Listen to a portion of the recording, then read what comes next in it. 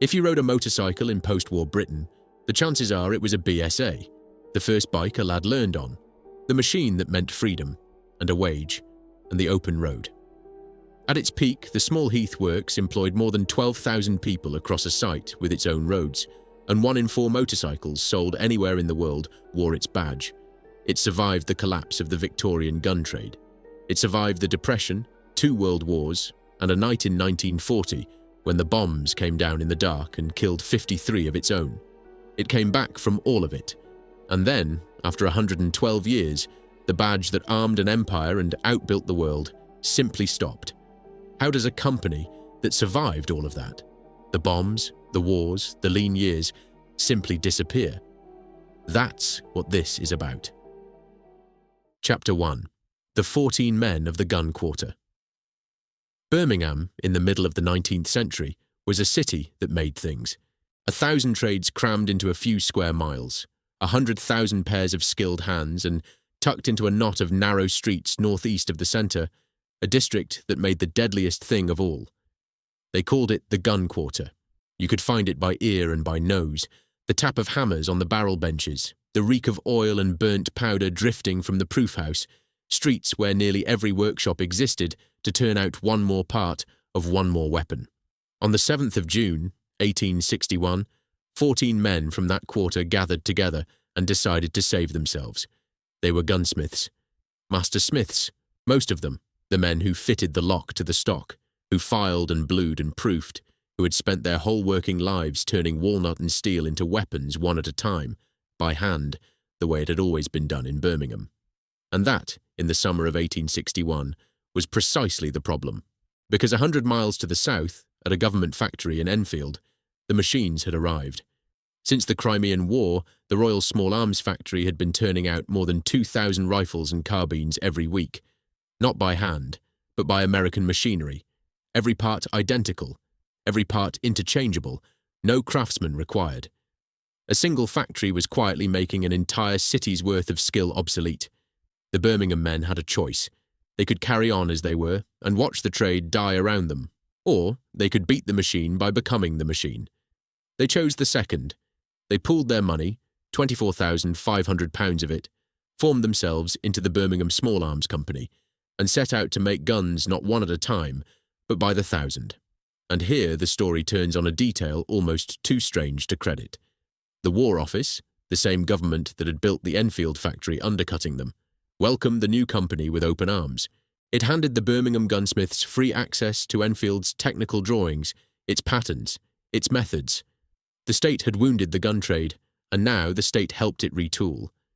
Britain wanted more than one place capable of arming Britain, and it was willing to teach its own rivals how.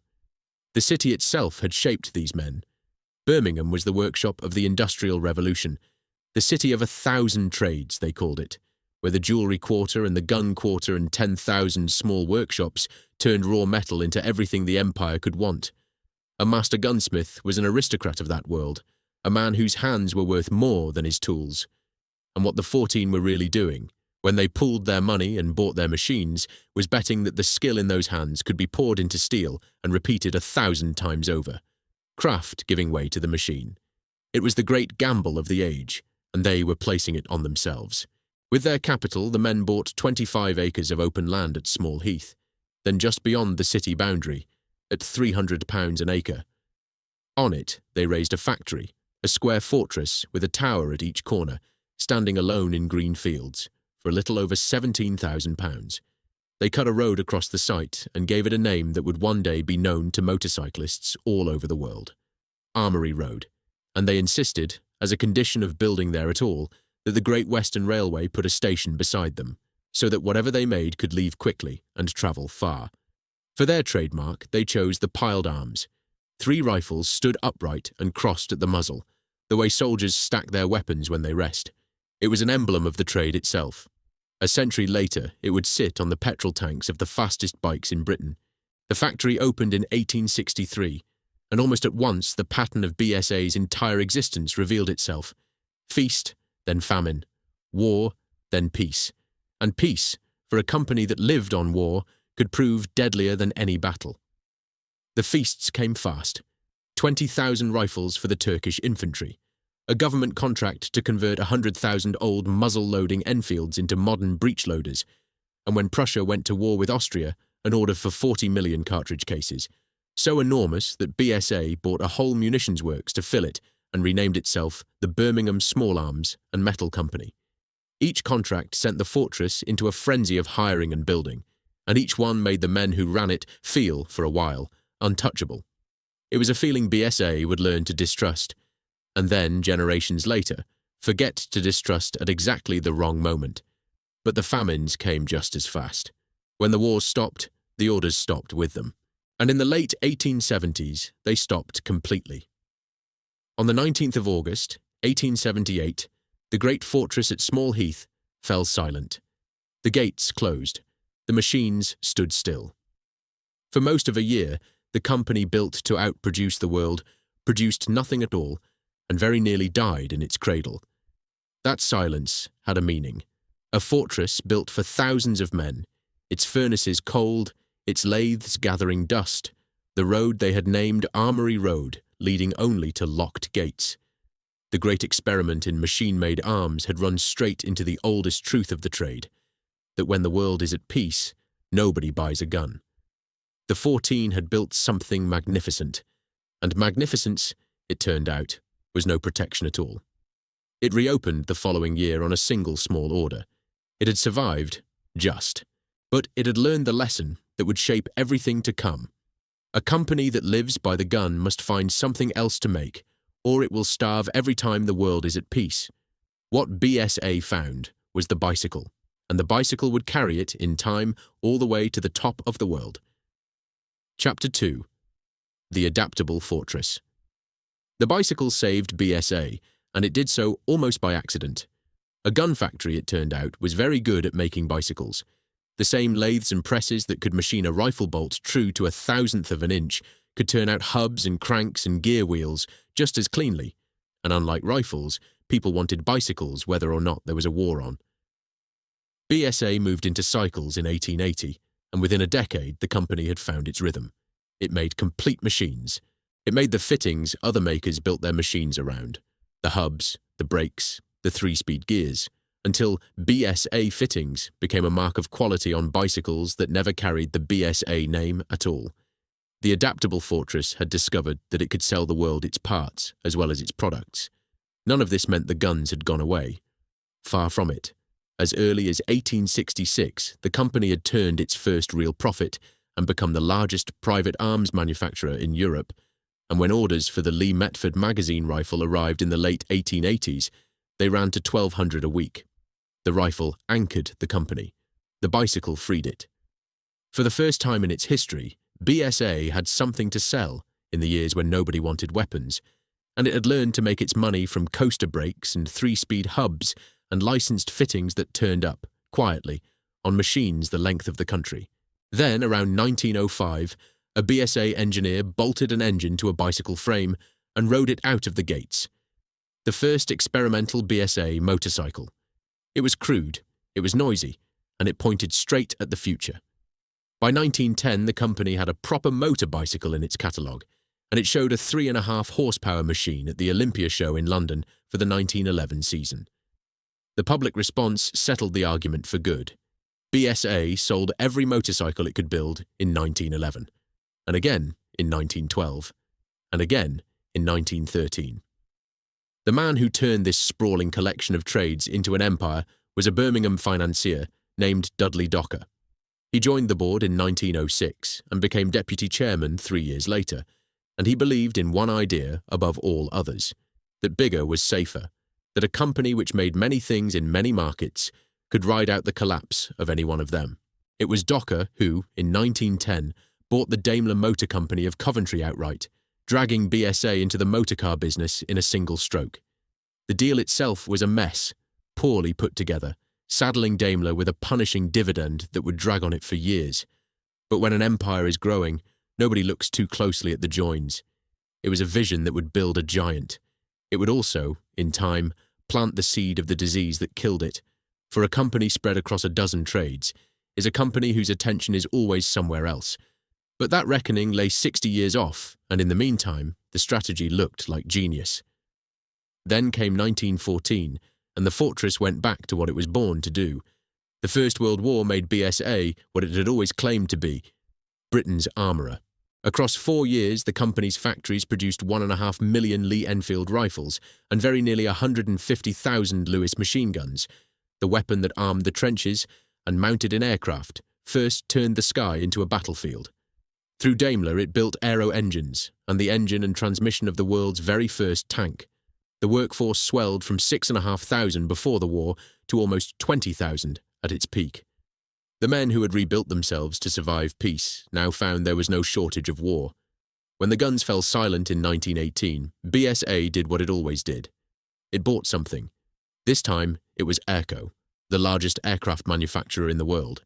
A purchase that turned out to be a catastrophe, the company far sicker than its books had shown. BSA had to liquidate the whole thing and pay its shareholders nothing for 4 straight years. It was a warning, written plainly in the ledgers as early as 1920, about what happened when BSA's management reached for something glamorous outside its understanding. Nobody, half a century later, would remember to read it. By the 1930s, BSA had become a diversified industrial group. Motorcycles, bicycles, Daimler and Lanchester cars, machine tools, steel and armaments, and through a decade when the whole British motorcycle market shrank to less than half its former size, it remained the largest motorcycle maker in the country. It had survived the death of the old gun trade, a near bankruptcy, a world war, and a disastrous acquisition. It was about to face something worse. Chapter 3. The Armourer's War.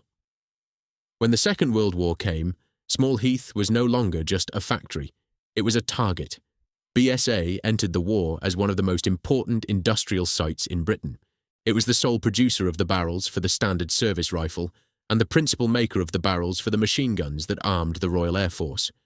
The Browning guns firing from the wings of the Spitfires and Hurricanes over southern England in 1940 had, many of them, been made at Small Heath.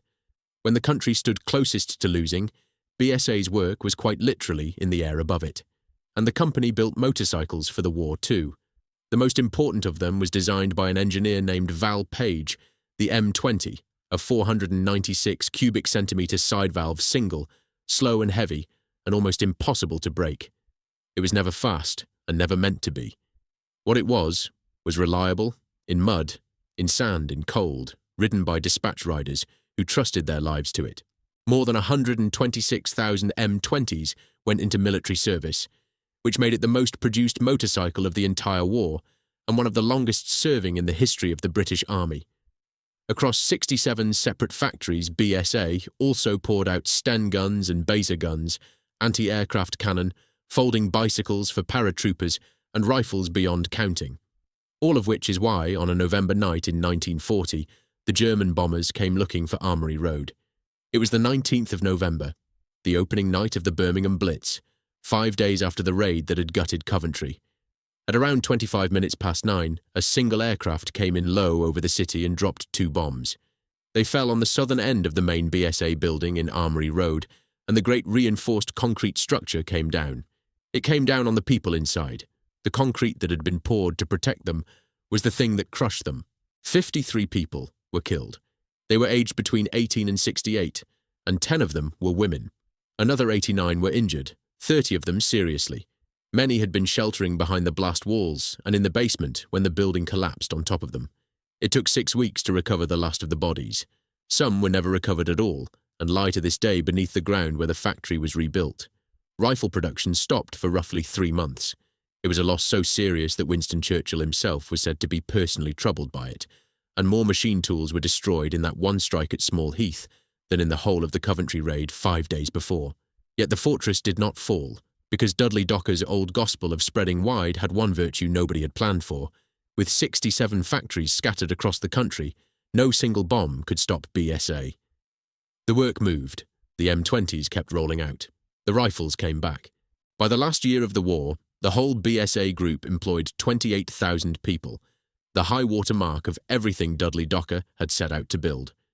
The armourer had answered the call one more time and paid for it in its own dead. This is the thing to hold on to. before everything that follows. BSA survived the collapse of the Victorian gun trade.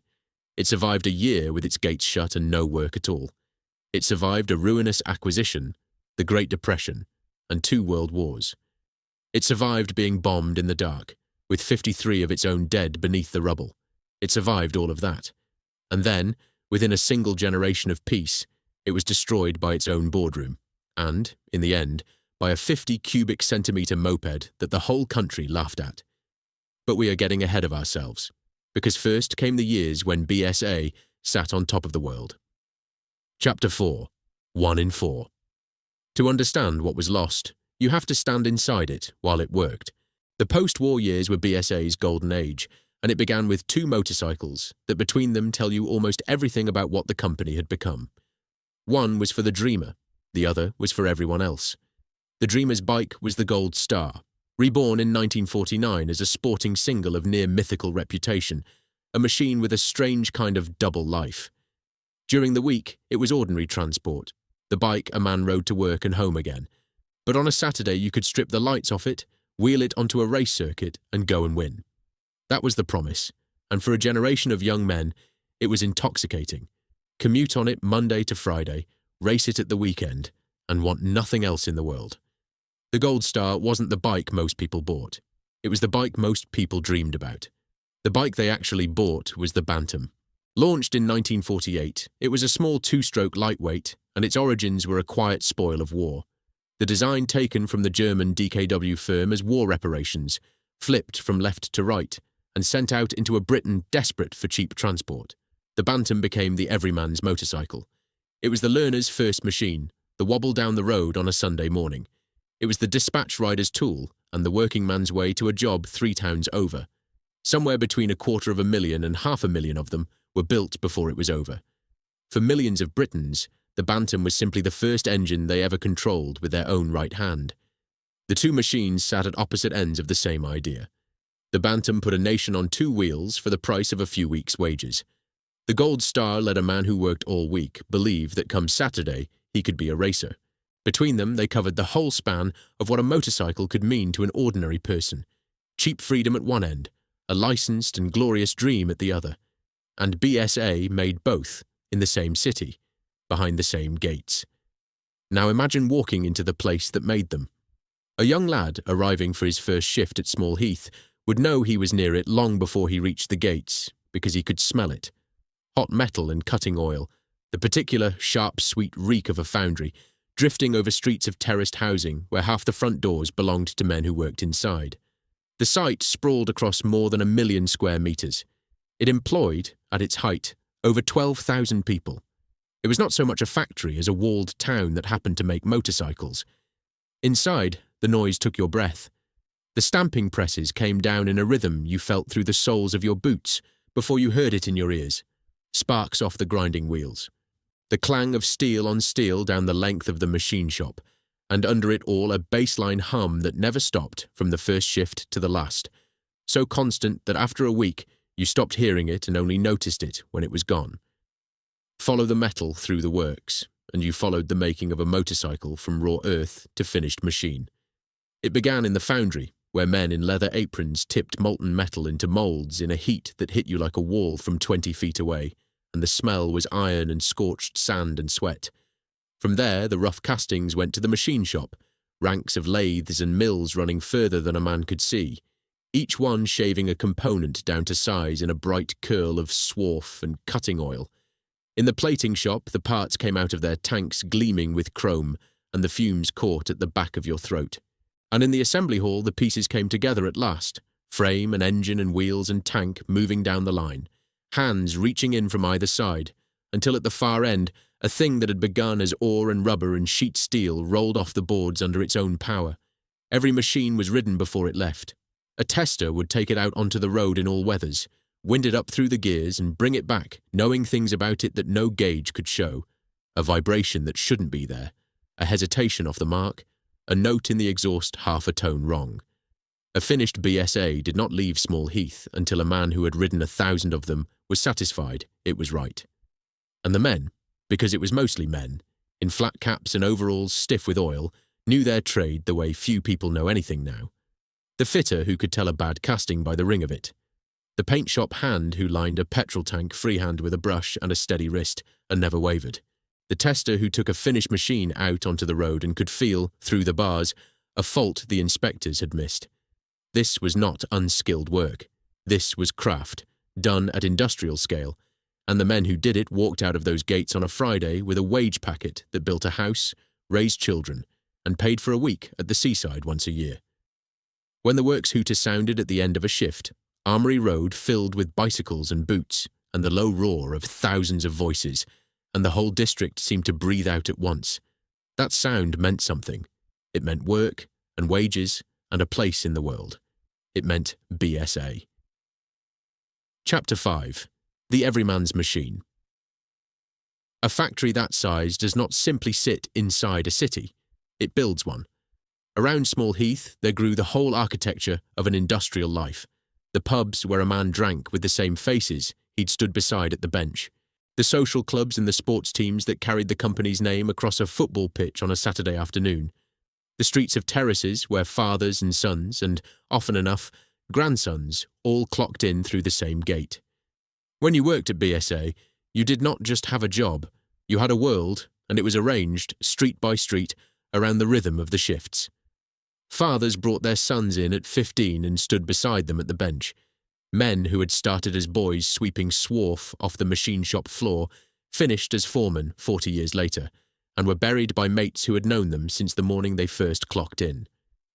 The corner pub emptied and filled with the shifts. The works band played at the summer fete, and the works football team wore the company's name across a Saturday afternoon. When a man in that part of Birmingham said he was at the BSA, he was not telling you where he worked. He was telling you who he was. And that world was riding high, because in the 1950s, BSA was not merely successful, it was dominant on a scale that is difficult to imagine now. In the early part of the decade, the company was building something like 75,000 motorcycles a year. Police forces around the globe chose BSA machines. The Automobile Association mounted its patrolmen on them, so that the man who came to rescue a stranded motorist on a wet Sunday arrived on a BSA. The badge was a fixture of ordinary British life, as familiar as a red telephone box or a bottle of milk on the step. It turned up everywhere a wheel turned. On the machine, a country policeman rode out to a farm accident. On the bike, an AA man kicked into life at the roadside to reach a stranded family. On the machine, a telegram boy rode flat out through the rain because the message he carried mattered. A BSA was not a luxury or an indulgence. It was part of the working machinery of the country, as ordinary and as necessary as the roads themselves. And the thing that kept the pride from curdling into arrogance was that the machines belonged to ordinary people. A BSA was not a rich man's toy. It was what a working man bought when he'd saved his overtime. It was the freedom a young couple felt with the wind coming at them on a Sunday run into the country. The independence of a lad who could suddenly go wherever a road went. The company at the top of the world made its living selling that feeling, cheaply and by the 100,000, to the very same class of people who built the bikes in the first place. Whole streets rose and fell with the works.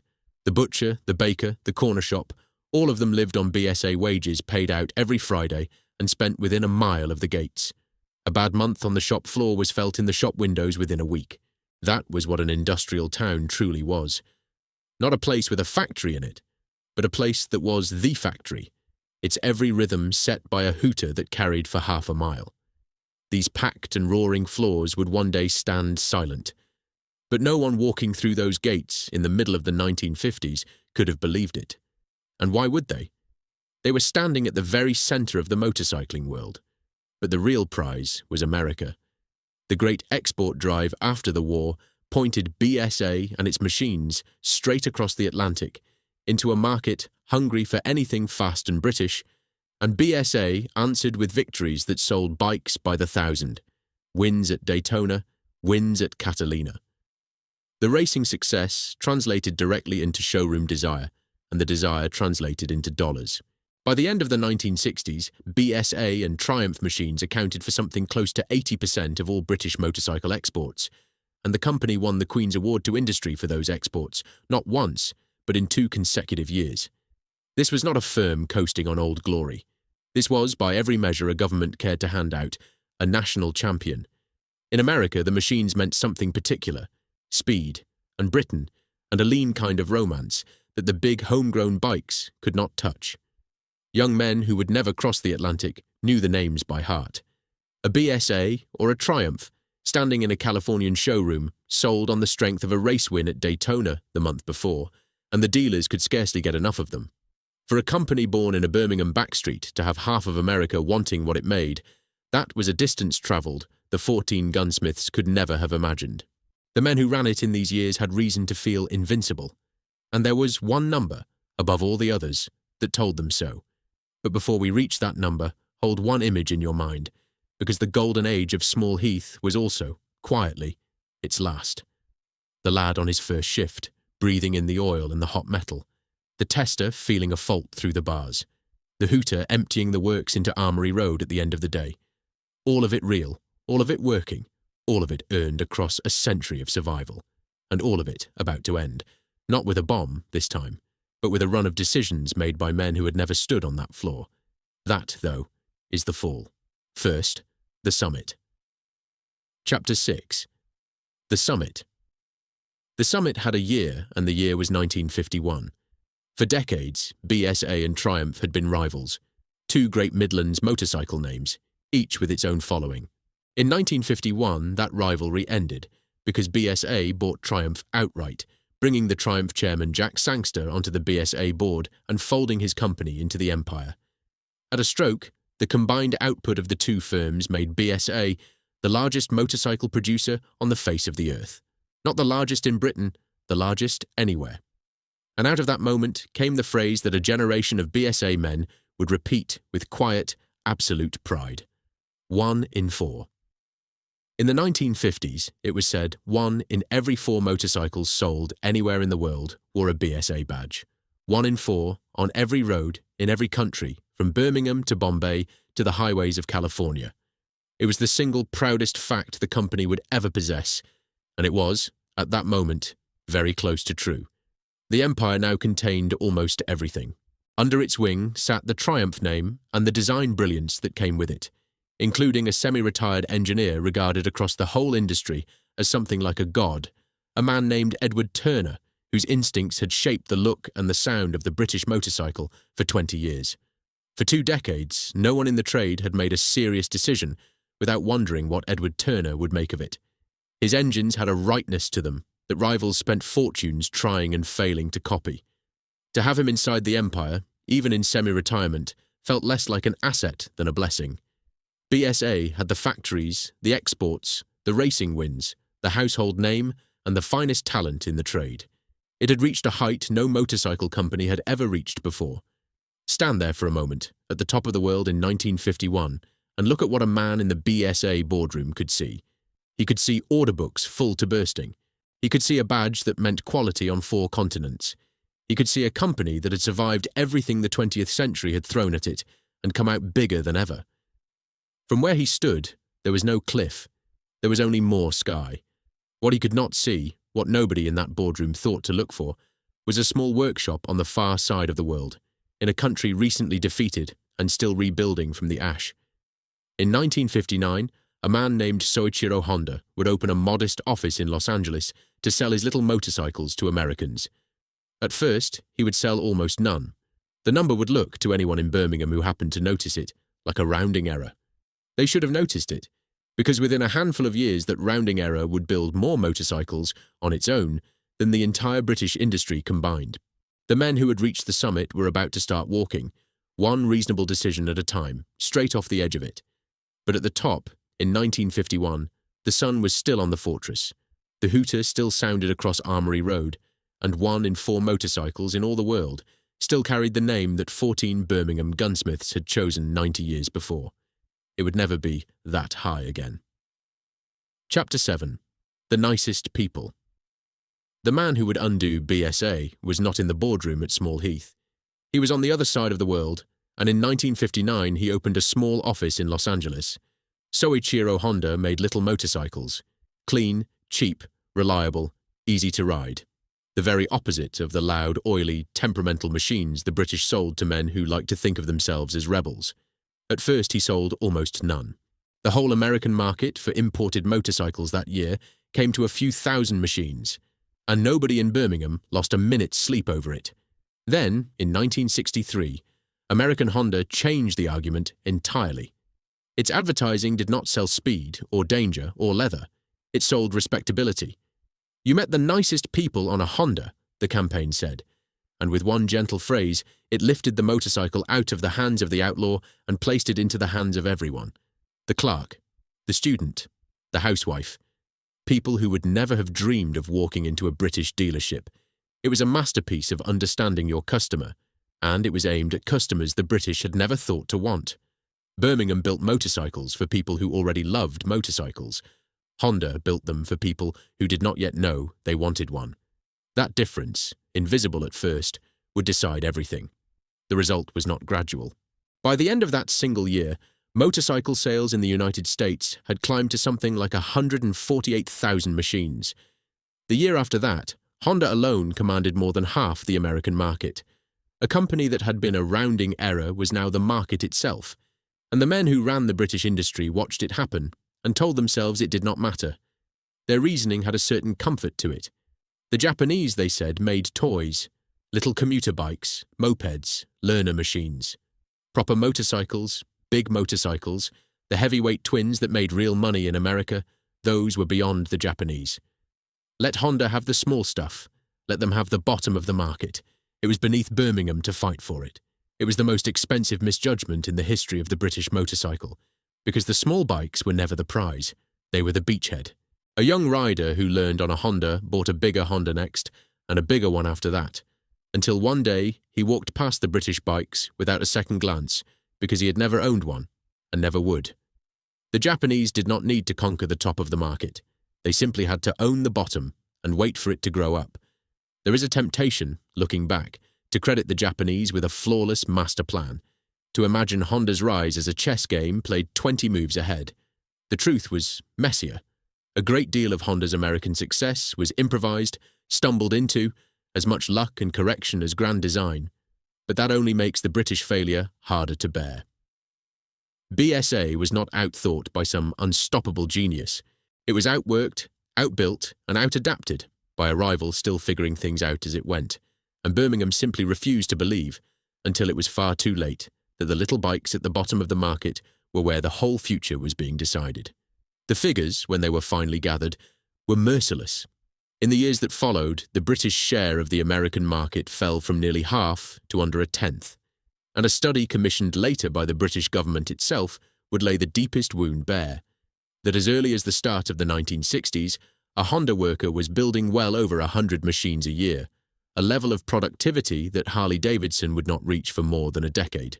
At Honda's Great Suzuka plant, the figure ran to something like 350 machines per man in a year. At the British factories, the same measure sat at 18. At Small Heath, it was 10. 10 against 350. That was not a competition. That was a verdict, waiting only to be delivered. And BSA had scattered its attention to the winds. The group Dudley Docker had built now sprawled across 9 separate industrial sectors, a company making so many different things that no one at the top could give his full attention to any of them. While Honda poured everything it had into the single discipline of building motorcycles better and cheaper than anyone alive, BSA's management was spread thin across a dozen boardrooms, and the aging plant at Small Heath, the great Victorian fortress, was never rebuilt to the standard the Japanese were setting. The machines that made the machines were growing old, and nobody with the power to replace them was looking. And here is the tragedy, inside the tragedy, that BSA had the talent to have fought back, and chose again and again to spend it on the wrong things. The clearest sign came in a country house in Warwickshire. One of the first acts of BSA's new management in the late 1960s was to build a grand central research centre, a group engineering centre they called it, at a fine old country house called Umberslade Hall.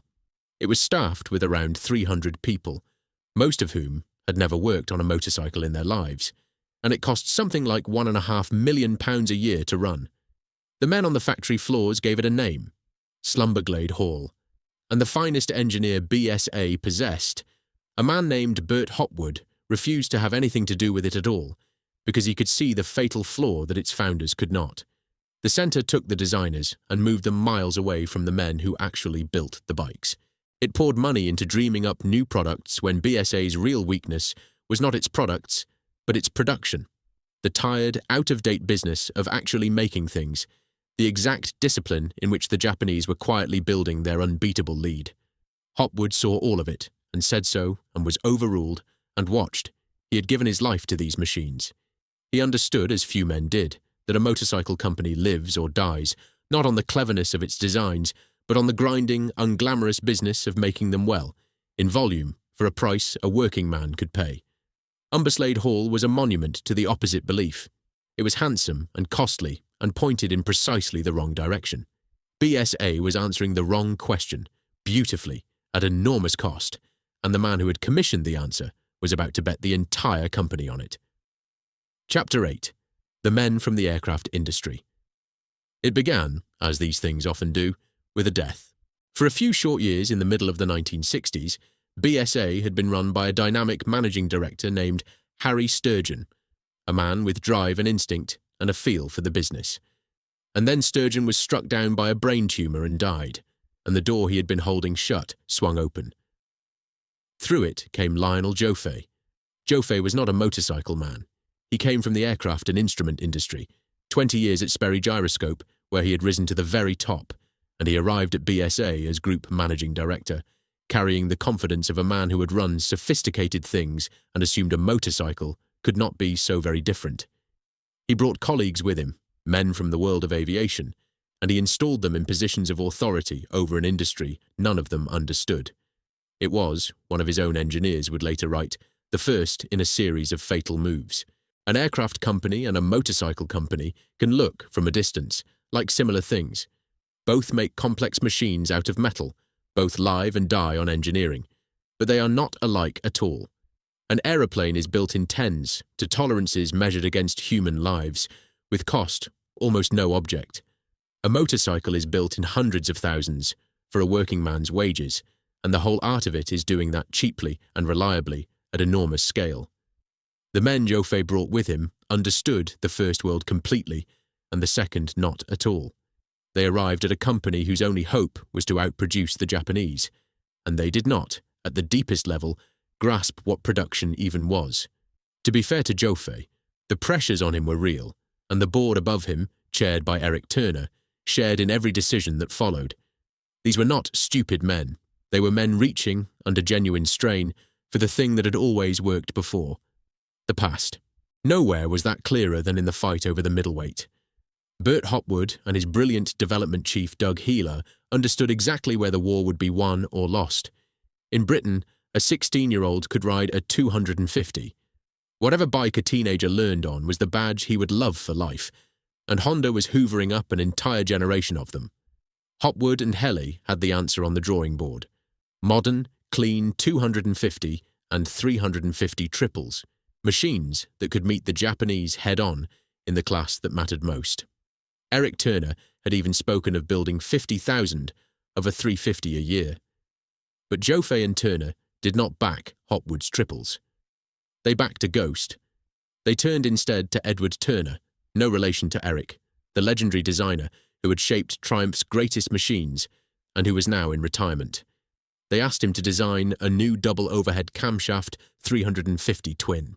It was reverence dressed up as strategy, the belief that the old genius who had saved them once would save them again. Edward Turner himself, in a letter written in the autumn of 1968, warned Joffe to keep Hopwood away from the project, knowing that Hopwood, who thought it a mistake, would only slow it down. Hopwood was kept away, and when he finally got his hands on the finished engine, his assessment was devastating. In testing, it had broken 2 crankshafts. It drank oil at a rate of a quart every 50 miles. It had needed 4 complete rebuilds. The front forks, he judged, were fundamentally unsafe. The bike, the BSA Fury, the Triumph Bandit, was announced to the world in glossy brochures. And then in 1971, on the very eve of production, it was cancelled. There was no money left to pay for the tooling. Years had been lost, and a fortune, and at the end of it, BSA still had no modern middleweight to sell against the Japanese. It had chased the memory of a genius instead of listening to the genius it still employed. There was one machine, though, that proved what BSA could still do when it tried, and its story is the most heartbreaking of all, because it was not a failure. It was a triumph that arrived 4 weeks too late. Hopwood and Healey had designed a 740 cubic centimetre three-cylinder machine, the BSA Rocket 3, the Triumph Trident, and it was, quite genuinely, the world's first modern superbike. Fast, thrilling, brilliant on a racetrack, where it would go on to lock out the podium at Daytona and win the production race at the Isle of Man 5 years running on a bike the riders christened Slippery Sam. But it had been held back. 18 months were lost to a restyling exercise, and when the triple finally reached the market in the summer of 1968, it wore the crown of the best motorcycle in the world for about 4 weeks. Then Honda unveiled the CB750. Overhead, camshaft, 5 gears, electric start, a disc brake, an engine that did not leak, and a price lower than the British bike. In a single stroke, the triple went from the future to the past, and BSA's one great modern achievement became a machine that arrived just in time to be beaten. Between 1968 and 1975, only around 27,000 of them were ever built. The company was running out of time, and out of money, and out of second chances. And it was at exactly this moment, its cash reserves dwindling, its rivals pulling away, that Lionel Joffe fell in love with a moped. Chapter 9. Here it is, whatever it is. The idea did not come from Birmingham. It came from a workshop in Surbiton, in Surrey, and from a man named George Wallace. Wallace was an inventor and a veteran designer of speedway frames, and he ran a small firm, really just himself, his relative Tony Wallace, and a colleague named Stan Jackson. On a drive to a holiday on the continent, so the story goes, Wallace had watched families wobbling along on overloaded little mopeds, and an idea had taken hold of him. What if a small machine could lean into a corner like a motorcycle, but keep 2 wheels planted on the ground for safety? What he built was ingenious, a little 3-wheeler with 1 wheel at the front and 2 close together at the back, joined by a pressed steel section on torsion bars that let the rider lean the front into a bend while the rear wheels stayed upright. It was clever enough that, in the eyes of the law, it counted as a moped. No test, no bother. Power came from a small Dutch engine of 50 cubic centimetres, tucked between the rear wheels. It would do about 30 miles an hour. It would cost around £100, at a time when a working man might earn £32 in a week. Wallace took his invention to BSA, and BSA's own engineers, the men at Umberslade Hall, looked at it and were not in the least impressed. That should have been the end of it. It was, instead, the beginning of the catastrophe. Because Lionel Joffe saw the little machine, and something in him caught fire. He did not see a curiosity. He saw a revolution, a machine that would transform how ordinary people moved through cities, that would pull commuters off the underground and off the buses, that would remake public transport itself. He overruled his own engineers. He bought the rights. He signed George Wallace on as a consultant. And then he did the thing that turned a bad idea into a fatal one. He ignored the man he had just hired and handed the engineering of the machine to his colleagues from the aircraft industry, men who had never built a motorcycle, now redesigning a moped they did not understand, drifting further and further from the clever thing Wallace had actually made. They called it the Ariel 3, borrowing a proud old name from BSA's back catalogue. On the 11th of June, 1970, Joffe gathered 200 journalists outside the Royal Festival Hall in London to unveil it. This, he told them, was the most exciting development to come out of Birmingham. He predicted sales of 25,000 in the first year and revenues of £2.5 million. There were celebrities to pose aboard it. The broadcaster David Jacobs, a young singer named Olivia Newton-John, Cindy Kent of the folk group The Settlers. There was a slogan, and the slogan told you everything about how little anyone truly understood what they were selling. Here it is. Whatever it is. Behind the scenes, the company committed with both hands. The factory tooled up to build 2,000 of the things a week. It ordered and stockpiled something like 50,000 of the little Dutch engines. BSA, its cash draining away, its rivals surging ahead, placed one of the largest bets of its final years on a 50 cubic centimetre moped. The country took one look at it and laughed. It was not cruel laughter exactly. It was the laughter of recognition, because the Ariel 3 looked, for all the world, like a motorized shopping trolley. And it was not merely ungainly. It was, by many accounts, genuinely poor, awkward to start, feeble on any kind of hill, strange in the way it handled, stripped by its aircraft engineers of small necessities, like a dipping headlamp. The machine that reached the showrooms had drifted a long way from the clever thing George Wallace had drawn. Worst of all was the misunderstanding at the heart of it. BSA sold the Ariel 3 as a motorbike, through motorcycle dealers, into the male leather-jacketed world of the 1970s bike shop. But the people who might actually have wanted it, the nervous, the elderly, the women doing the shopping, the commuter who found a real motorcycle frightening, those people never set foot in a motorcycle dealership, and the machine was never put where they might find it. It was the right idea, perhaps, sold to precisely the wrong person in precisely the wrong place. Against a prediction of 25,000, the Ariel 3 sold around 7,000 in its first year. And then the sales fell away to almost nothing. Nobody knows the exact figure that BSA lost on the venture, and the film should be honest about that. But when the tooling and the lavish launch and the extensive market research are all added together, the estimate that has stood for half a century is that the loss was unlikely to have been less than £2 million. £2 million gone from a company that no longer had £2 million to lose. It contributed substantially, in the words of the trade, to the death of BSA. There is a final bitter irony to it. The idea itself was not mad. George Wallace got his rights back through a clause in his contract, and a Japanese firm, Daihatsu, put a developed version into production a few years later. Honda would go on to build leaning three-wheelers of its own that sold perfectly well. The tilting moped was a perfectly good concept. It was only BSA's execution and BSA's timing and BSA's complete misreading of who it was for that turned a clever little machine into the punchline that helped bury a company 109 years old. But the moped, for all its symbolism, did not kill BSA on its own. The killing blow was already being struck in a ballroom with trumpets. Chapter 10. The Last Supper. In the autumn of 1970, before the moped had even properly failed, BSA and Triumph threw a party. It was held at the Royal Lancaster Hotel beside Hyde Park. Lunch and dinner for hundreds of guests. Government figures, a comedian, Dave Allen, to entertain them, a dance troupe, and 13 new and revised motorcycles, each one mounted inside a giant picture frame and unveiled to a fanfare of trumpets. They would call it, later, the ailing British motorcycle industry's Last Supper. The centrepiece was a new frame, shared across the range, that carried the machine's oil inside its own tubes. On paper, clever. In practice, a disaster, because the new frame was too tall. BSA's own development riders had said so, plainly, before it went into production. The seat sat some 33 or 34 inches off the ground, too high for an average man to get his feet down, let alone a shorter one.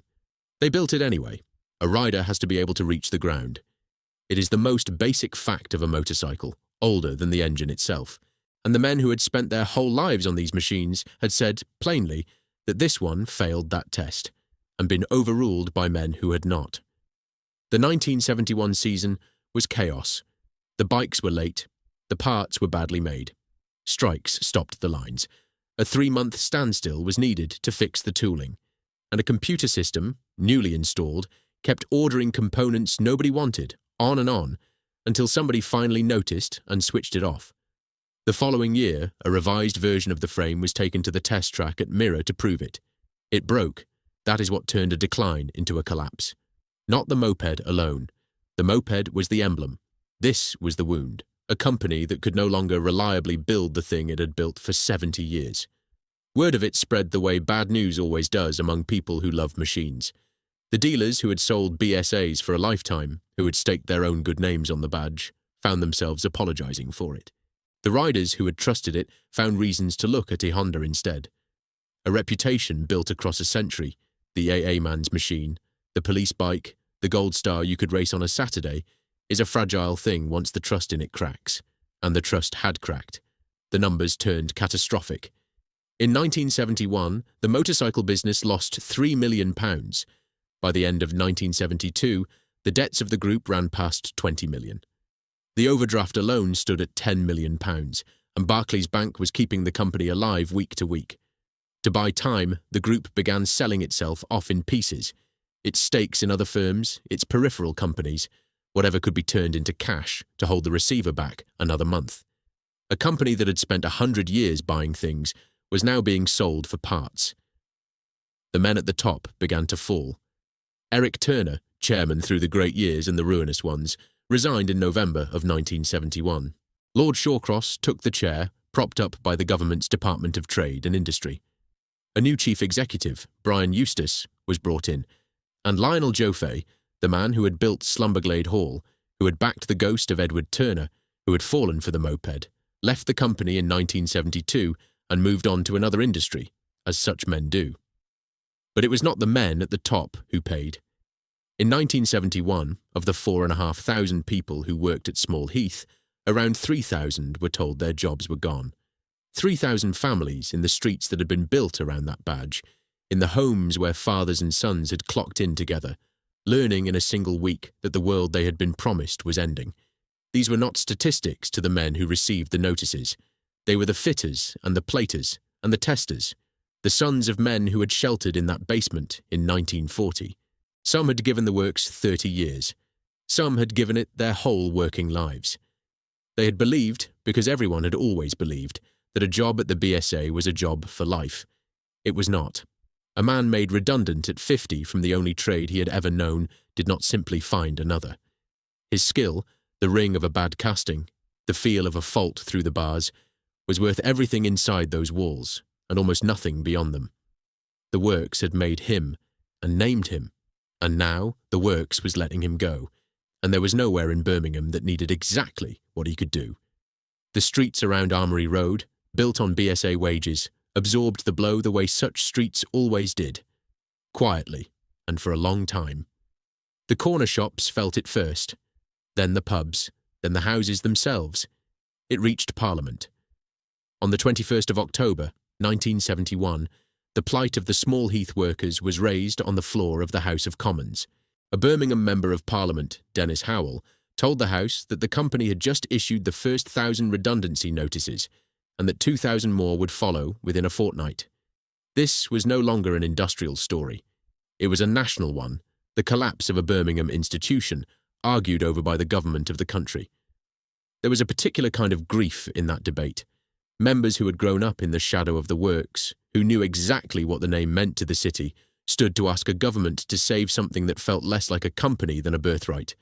But there was no saving it, as it was. The money had run out. The order books had thinned. The bank was at the door. The rescue, when it came, killed the name to save the machines. In the autumn of 1972, a man named Dennis Poor, chairman of Norton Villiers, which owned the last of the other great British marques, was summoned by the government and told the truth, that BSA could not meet its obligations, that the bank was ready to send in a receiver, that the whole thing was about to go under and take its export earnings with it. The government offered public money on one condition: a merger. Save what could be saved. Poor did the sums and understood what he was being handed. Not a rescue, but a wake. The company was too far gone for anything but triage, decide what could be kept breathing, and let the rest go. And so, in 1973, Norton Villiers Triumph was born, controlled by Poor, inheriting the factories at Small Heath and Meriden and Wolverhampton and Andover. In America, BSA's bikes had always been sold as Triumphs anyway. The BSA name was British, and the BSA name was broke, and so the BSA name was simply allowed to die. It was a strange kind of death, not a bankruptcy in the ordinary sense, where a firm fails and vanishes and is mourned. This was a name deliberately set down and walked away from, because it had become a liability, the badge that 14 gunsmiths had chosen, that had ridden through 2 world wars and around the world on 1 in 4 of its motorcycles, quietly retired because on a balance sheet it was worth less than nothing. 112 years after 14 gunsmiths in the gun quarter had chosen it, the badge that had once sat on 1 in 4 motorcycles in all the world stopped being made. Dennis Poor, looking back, put the losses of the final years, the period ending in the summer of 1973, at some £16 million. The last motorcycles to wear the piled arms badge rolled off the boards and out through the gates, and no more followed. The men who built them did not always know which one had been the last. That is how most endings actually arrive, not with a ceremony, but with an ordinary Friday that turns out to have been the final one. The hooter that had emptied the works into Armory Road for 100 years fell silent, and this time it did not sound again. Chapter 11. The Silence in the Wrong Shape. The rescue did not save anyone for long. Dennis Poor had inherited a problem too large to fix, and his answer was to close a factory and cut the workforce, which set off a fight of its own. The famous sit-in at the Triumph plant at Meriden, where the workers occupied their own factory for the best part of 18 months rather than watch it die until the government helped them form a cooperative to run it themselves. Norton Villiers' Triumph itself limped on, and then, within a few more years, quietly wound down. When the Boston Consulting Group delivered its great official autopsy of the industry in 1975, Dennis Poor complained that it was too pessimistic. It was not. At Small Heath, the ending was slower and quieter. The great works on Armory Road, the fortress with the towers, the mile of machine shops, the assembly halls where a nation's motorcycles had come together, was pulled down. Most of it was gone by the early 1980s. Where 12,000 people had once made a living, the bulldozers came and the land was cleared, and the noise that had defined a district for a century was replaced by the particular silence of a place that was built for sound, and now has none. A single fragment survived.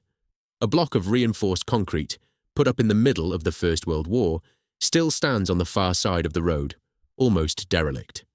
For a time it housed a firm that repaired taxis. The building that had armed the empire and outbuilt the world, reduced to a shed for mending cabs, and there is one absence that ought to trouble anyone who hears this story. Beneath that ground lie some of the 53 men and women who were killed when the bombs fell in 1940. The ones whose remains were never recovered, buried where the factory was rebuilt on top of them. There is no official memorial to them at Small Heath. They gave their lives making the barrels that armed the fighters in the Battle of Britain, and the city never raised a stone to say so. The name itself did not quite die. In 2016, the rights to the BSA mark were bought by an Indian company, Classic Legends, part of the vast Mahindra Group, which had already brought the old Jawa name back to life. And in 2021, at a motorcycle show in Birmingham of all places, BSA returned with a new gold star, a single-cylinder machine of 652 cubic centimeters, its engineering developed with the help of a technical university in Austria, assembled at a new facility not far from where Small Heath had stood. In the summer of 2024, it went on sale in India.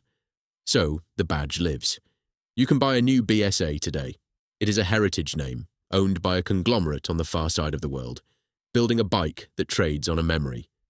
Which is, when you think about it, the final contrast in the whole long story. The Victorian arsenal that armed an empire and outproduced the planet, surviving now as a nameplate on a machine built for the nostalgia of the very country it once led.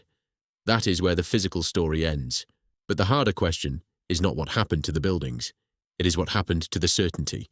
Go back, one last time, to the man in the BSA boardroom in 1951, standing at the summit with the sun on the fortress and 1 in 4 of the world's motorcycles carrying his name. He had every reason to feel safe. His company had survived the collapse of the gun trade, and a year with the gates shut, and a ruinous American folly, and the Depression, and 2 world wars. It had survived being bombed in the dark with 53 of its own beneath the rubble. If anything on Earth was permanent, it was BSA, and within 20 years it was gone. Not bombed, not beaten in a fair fight by a better product it could not have matched. It was talked out of existence, one reasonable decision at a time, by men who loved the past more than they understood the present, who built a palace for engineers and ignored the engineers they had, who chased a retired genius and cancelled the modern bike on the eve of its birth, who let the finest superbike in the world arrive 4 weeks too late, and who then, with the last of the money, fell in love with a moped the whole country laughed at. Every one of those choices had a name attached to it, a person, under pressure, reaching for something that felt reasonable in the room. That is how great things usually fall, not with a single villain and a single crime, but with 100 understandable moments that only reveal their weight when you stand at the end of them and look back. What was lost at Small Heath was never really the buildings. It was the thing inside them, the tester who could feel a fault through the bars, the paint shop hand who lined a tank freehand and never wavered, The knowledge in the hands, passed father to son across 100 years, that took a lifetime to build and a boardroom a decade to throw away. You can buy a BSA again. You cannot buy that back. Walk down Armory Road now, past the derelict block where they used to mend the taxis, and you will hear it. The silence in the wrong shape, sitting where the hooter used to sound. A whole world of skill and pride and Friday wage packets and men who told you not where they worked, but who they were. 14 gunsmiths began it, in a back street, to save themselves from the machine. 112 years later, it was the men who could no longer make anything by hand who finished it, and the moped, in the end, was only the proof.